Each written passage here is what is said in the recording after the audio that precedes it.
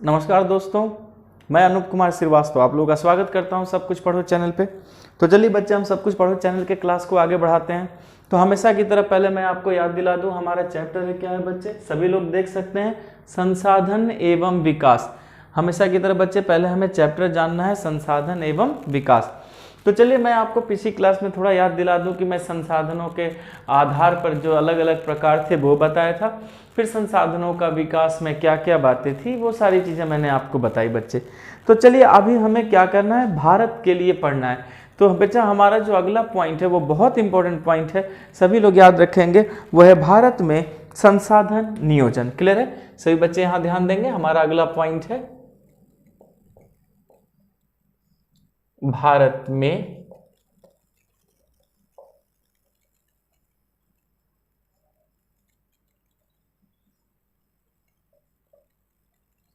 संसाधन नियोजन। भारत में संसाधन नियोजन, इसका मतलब बच्चे हमें भारत देश में संसाधन के नियोजन को पढ़ना है। जैसा मैंने आपको पिछली क्लास में बताया था कि भारत एक विशाल देश है और यहाँ भी संसाधनों में बहुत ही विविधता है। तो जब अगर विविधता है तो क्यों ना उसका नियोजन भी किया जाए। लेकिन एक बात सभी बच्चे याद रखिएगा कि संसाधन का नियोजन एक जटिल प्रक्रिया है। इस बात को सभी बच्चे याद रखना है आपको कि जो संसाधन का नियोजन है वह कैसी प्रक्रिया है बच्चे, तो वो क्या है, एक जटिल प्रक्रिया है। इस बात को हमें याद रखना है बच्चे कि संसाधन का जो नियोजन है वो क्या है, एक जटिल प्रक्रिया है। और इस जटिल प्रक्रिया में कई सोपान है। क्या है बच्चे? कई सोपान। सोपान का मतलब होता है क्रम। सोपान का मतलब क्या होता है बच्चे? क्रम। तो सभी लोग याद रखेंगे कि भारत में जो संसाधन नियोजन है वो क्या है, एक जटिल प्रक्रिया है। और इस जटिल प्रक्रिया में बहुत सारे क्या है बच्चे, सोपान है। और सोपान को ही हम क्या कहते हैं, क्रम कहते हैं। पूरी बात समझ में आ गई बच्चे? ठीक है, तो चलिए जरा अब इस क्रम को पढ़ना शुरू करते हैं। तो बच्चे हम एक एक को पॉइंट में सीखेंगे, सही बच्चे केयर कीजिएगा। तो हमारा जो पहला पॉइंट है नियोजन के क्रम में, याद रखिएगा हम क्या करेंगे कि पहले विभिन्न भागों में संसाधन की पहचान करेंगे। और पहचान करके क्या करेंगे बच्चे, यहां केयर कीजिएगा कि सबसे पहले हमें क्या करना है कि विभिन्न भागों के, यानी भारत के विभिन्न भागों के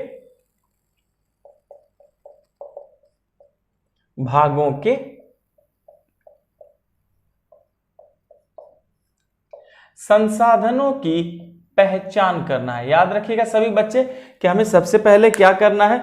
तो बच्चे ध्यान से बोर्ड पर देखिए कि हमें सबसे पहले ये करना है कि भारत के विभिन्न भागों के संसाधनों की क्या करना है बच्चे, पहचान करना है। लेकिन बच्चे एक समझने की बात है कि ठीक है हमें विभिन्न भागों की क्या करना है, पहचान करना है। तो सिर्फ सोचने से तो नहीं होगा, आखिर उसके लिए क्या तरीका होगा। तो याद रखिएगा कि संसाधनों की अगर पहचान करना होगा, इसका मतलब है हमें क्षेत्रीय सर्वेक्षण करना होगा। यानी एक एक चीज में जगह पर जाकर के क्या करना होगा, हमें क्षेत्रीय सर्वेक्षण करना होगा। तो बच्चे जब अगर हम क्षेत्रीय सर्वेक्षण करेंगे तो हमें अपने आप सारी चीजें पता चलेगा। अच्छा, एक बात याद रखिएगा, सिर्फ क्षेत्रीय सर्वेक्षण से कुछ नहीं होता। याद रखेंगे बच्चे, अगर हमें क्षेत्रीय सर्वेक्षण करना होगा तो फिर हमें क्या तैयार करना होगा, मानचित्र भी तैयार करना होगा। तो सभी बच्चे याद रखेंगे कि भारत में अगर हम संसाधनों का नियोजन करेंगे तो अलग अलग सोपान में करेंगे। तो हमारा पहला सोपान, पहला क्रम क्या है कि हम विभिन्न भागों के संसाधनों की क्या करेंगे, पहचान करेंगे। पूरे बच्चे याद रखिएगा कि हम विभिन्न भागों के संसाधनों की पहचान करेंगे। और संसाधन की पहचान के लिए क्या करेंगे, हम क्षेत्रीय सर्वेक्षण करेंगे। और क्षेत्रीय सर्वेक्षण करने के साथ साथ ही हम क्या करेंगे, हम मानचित्र भी बनाएंगे। पूरी बात समझ में आ गई बच्चे? ठीक है, चलिए अब जरा दूसरे पॉइंट में देखते हैं कि हम दूसरे पॉइंट में क्या करेंगे। तो सभी बच्चे याद रखिएगा कि संसाधन के विकास की योजनाओं को भी लागू करेंगे। इसका मतलब हो गया कि हम क्या करेंगे कि विकास की योजना लागू करेंगे। यानी जितने संसाधन हैं उनके विकास की क्या करेंगे, हम योजना लागू करेंगे। लेकिन बच्चे अगर हम योजना लागू करेंगे तो किस तरीके से, हमें यह भी समझना है। तो याद रखिएगा हम क्या करेंगे, प्रौद्योगिकी कौशल पर ध्यान देंगे। क्या करेंगे बच्चे, लागू करने के लिए हम क्या करेंगे, प्रौद्योगिकी कौशल पर ध्यान देंगे। प्रौद्योगिकी कौशल पर ध्यान देंगे। मैंने बताया था ना बच्चे कि हम प्रौद्योगिकी से ही क्या करते हैं कि किसी भी पदार्थ को क्या बना लेते हैं, संसाधन बना लेते हैं। तो हम प्रौद्योगिकी कौशल पर ध्यान देंगे और संस्थागत नियोजन ढांचा भी तैयार करेंगे। याद रखिएगा बच्चे, संस्थागत मतलब हम इंस्टीट्यूशन भवन बनाएंगे, ऑफिसेस बनाएंगे। तो संस्थागत जो है नियोजन का ढांचा तैयार करेंगे, तभी चीजें जो है कार्य करेंगी। तो याद रखिएगा, पहले हम विभिन्न भागों के संसाधनों की पहचान करेंगे बच्चे, क्षेत्रीय सर्वेक्षण करेंगे, मानचित्र तैयार करेंगे। दूसरे में हम संसाधन विकास की जो योजनाएं हैं उसे लागू करने के लिए हम प्रौद्योगिकी कौशल पर ध्यान देंगे, और उसके साथ हम क्या करेंगे, संसाधनात्मक नियोजन क्या करेंगे, ढांचा भी तैयार करेंगे। क्लियर हो चुका बच्चे? अच्छा, फिर याद रखिएगा कि जो संसाधन की विकास योजना है उसको राष्ट्रीय विकास योजना से जोड़ेंगे। याद रखिएगा बच्चे, ये बहुत इंपॉर्टेंट बात रही हो हमारी कि जो संसाधन की विकास योजना है, संसाधन की विकास योजना को राष्ट्रीय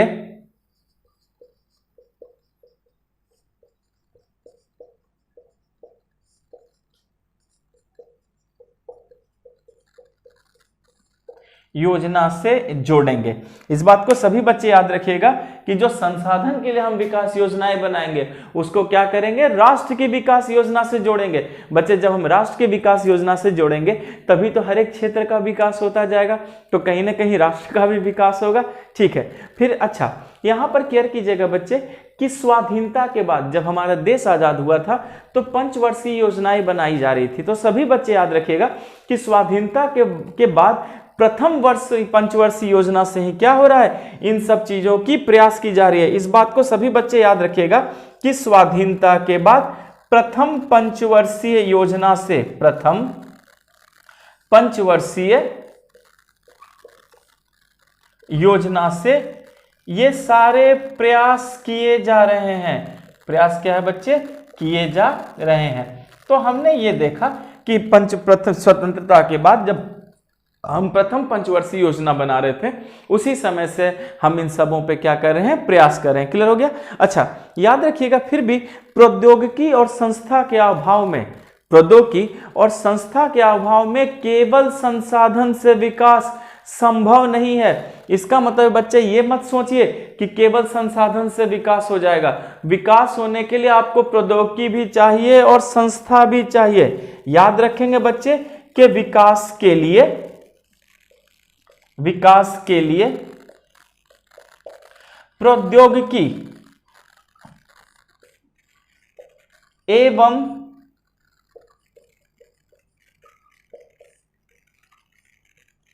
संस्था भी आवश्यक है। इसका मतलब है बच्चे सभी लोग को यह याद रखना है कि सिर्फ संसाधन से, यहां बच्चे बोर्ड पे ध्यान से देखिएगा कि सिर्फ संसाधन से विकास संभव नहीं है। अगर हमें विकास करना है तो हमें क्या होना चाहिए, हमें प्रौद्योगिकी भी चाहिए और संस्था भी चाहिए। यानी बिना प्रौद्योगिकी और बिना संस्था के हम विकास नहीं कर सकते। सिर्फ संसाधन ही सब कुछ नहीं होते। यहां तक पूरी बात समझ में आ गई बच्चे? ठीक। अच्छा, केयर एक चीज हमें केयर करना है कि बहुत से ऐसे क्षेत्र भी हैं जो संसाधन समृद्ध है लेकिन फिर भी वो क्या है, पिछड़े हुए हैं आर्थिक रूप से। इस बात को याद रखिएगा बच्चे कि भारत देश की एक खूबी है।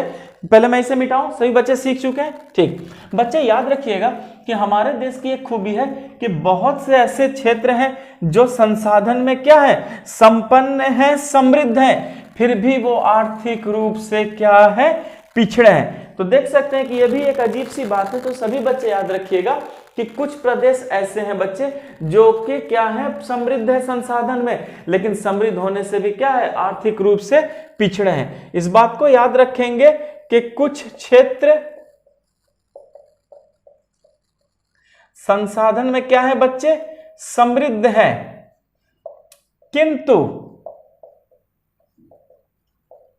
आर्थिक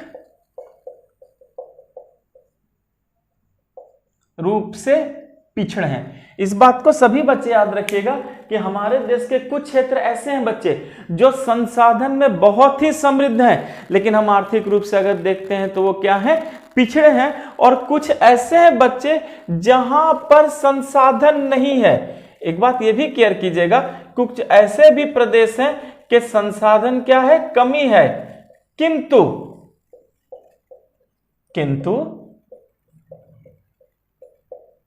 आर्थिक रूप से समृद्ध हैं। तो बच्चे आप इसी से अंदाजा लगा सकते हैं कि कितना ज्यादा अंतर है।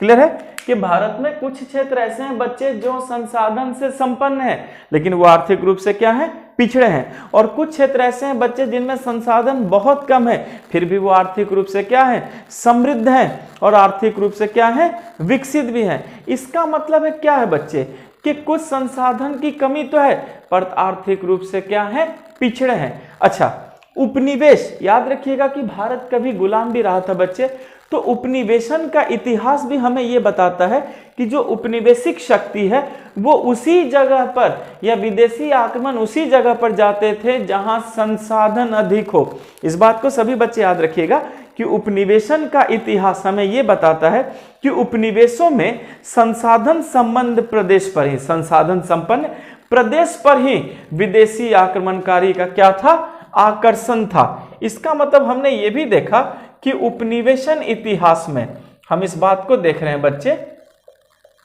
उपनिवेशन इतिहास में जो विदेशी आक्रमणकारी थे, विदेशी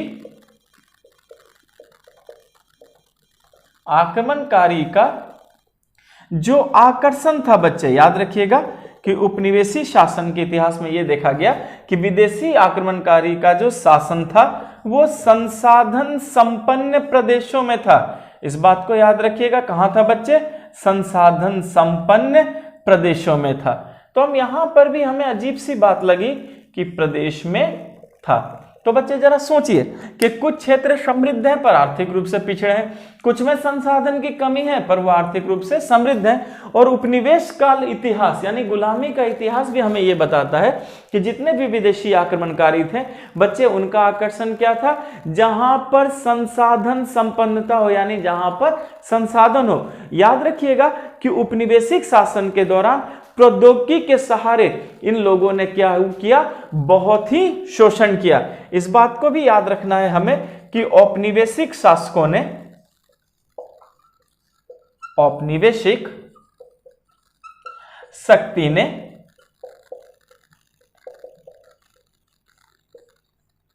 प्रौद्योगिकी के सहारे संसाधनों का शोषण भी किया। याद रखिएगा बच्चे, संसाधनों का उन लोगों ने क्या किया, शोषण किया। तो देख सकते हैं बच्चे बोर्ड पर कि हम ये भी देख रहे हैं कि औपनिवेशिक इतिहास हमें ये बताता है कि जितने भी औपनिवेशिक शक्ति भारत में आए उन्होंने क्या किया कि भारत के जो संपदा थी यानी जो संसाधन थी उनका उन्होंने क्या किया, प्रौद्योगिकी के माध्यम से बहुत ही शोषण किया। पूरी बात समझ में आ गई बच्चे।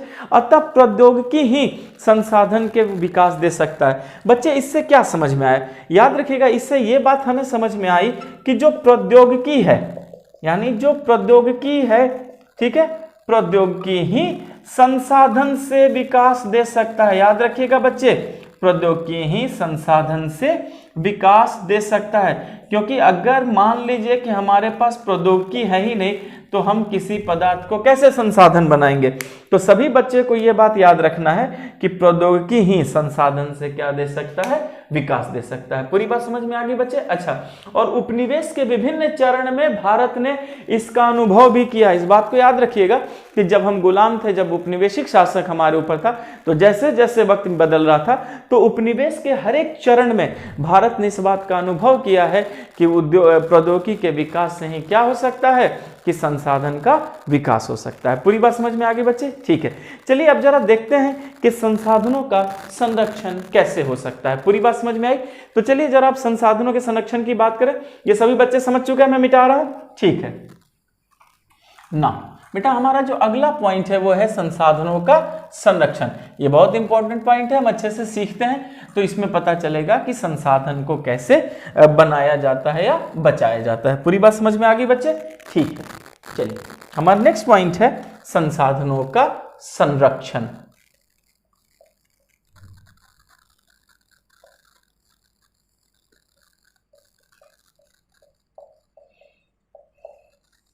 संसाधनों का संरक्षण, क्लियर है ना। तो बच्चे सभी लोग याद रखेंगे कि किसी भी संसाधन को संरक्षण की क्या हो सकती है, आवश्यकता होती है। तो आपको ये बात याद रखना है बच्चे कि हमें संसाधनों का क्या करना है, सर्वेक्षण करना है, उसे बचाना है। क्लियर हो चुका? ठीक है बच्चे, याद रखिएगा कि संसाधन का विवेकहीन उपयोग और अति उपयोग के कारण कई समस्याएं उत्पन्न होती है। इसका मतलब हमने देखा कि अगर मैं संसाधन का विवेकहीन उपयोग करूं, बच्चे विवेकहीन का मतलब है बिना दिमाग लगाए हुए गलत तरीके से। तो हमने ये देखा कि संसाधनों का विवेकपूर्ण उपयोग, इस बात को याद रखिएगा बच्चे कि संसाधनों का विवेकपूर्ण उपयोग। क्लियर है बच्चे? याद रखिएगा संसाधनों का विवेकपूर्ण उपयोग। लेकिन हमें यहां पर यह समझना है कि ये विवेकपूर्ण नहीं, यहां पर क्या हो गया, विवेकहीन उपयोग हो गया, क्योंकि मैंने कहा था कि विवेकपूर्ण उपयोग विकास लाता है। तो हमने देखा कि संसाधनों का विवेकहीन उपयोग एवं अति उपयोग के कारण, इस बात को सभी बच्चे आप याद रखेंगे कि संसाधनों के विवेकहीन उपयोग एवं अति उपयोग के कारण कई सामाजिक, आर्थिक, इस बात को याद रखिएगा बच्चे कि संसाधनों के विवेकहीन उपयोग और अति उपयोग से कई सामाजिक, आर्थिक और पर्यावरणीय समस्याएं बनी हैं। इसका मतलब है कि अगर हम संसाधनों का विवेकपूर्ण उपयोग और काम के भर उपयोग करते तो समस्याएं डेवलप नहीं होती। तो इस बात को सभी बच्चे याद रखिएगा कि संसाधनों का विवेकहीन उपयोग और अति उपयोग से ही क्या है, बहुत सारी समस्याओं ने जन्म लिया है, जो सामाजिक, आर्थिक और राजनीतिक समस्याएं। याद रखिएगा बच्चे, इन सब को देखा जाए तो हमें साफ पता चल रहा है कि अतः संसाधन का संरक्षण आवश्यक है। अतः संसाधन का संरक्षण क्या है बच्चे, आवश्यक है। इस बात को सभी लोग याद रखिएगा कि अतः संसाधन का संरक्षण आवश्यक है। लेकिन प्रश्न है कि ठीक है चलिए संसाधन का संरक्षण आवश्यक है, लेकिन हम संसाधन का संरक्षण करेंगे तो किस प्रकार करेंगे, पूरी बात समझ में आ गई? ठीक है, तो बच्चे सबसे पहले याद रखिएगा कि गांधी जी भी इस बात को कहते थे कि संसाधन का संरक्षण बहुत ही आवश्यक है। तो कहीं ना ये कॉन्सेप्ट जो है गांधी जी का भी था, गांधी जी भी तरह तरह के संसाधनों का विवेकपूर्ण उपयोग की बात करते हैं। ठीक है, तो चलिए बच्चे संरक्षण आवश्यक है, तो सबसे पहले जरा हम भू संसाधन की बात करते हैं। भू संसाधन